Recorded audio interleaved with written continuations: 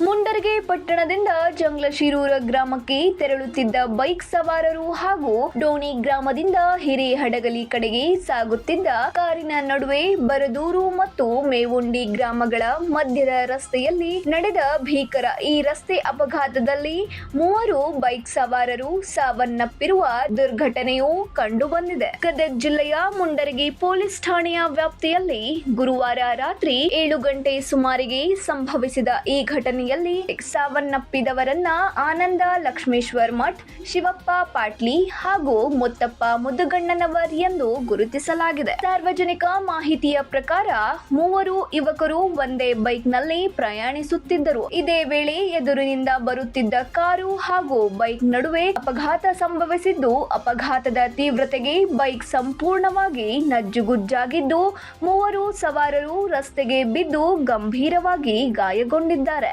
ಮೃತಪಟ್ಟ 3 ಸಹ ಜಂತ್ಲಿ ಗ್ರಾಮದವರೆಂದು ತಿಳಿದು ಬಂದಿದೆ. ಉಡಚಪ್ಪ ತಿಗರಿ 9 ಲೈವ್ ನ್ಯೂಸ್ ಗದಗ್.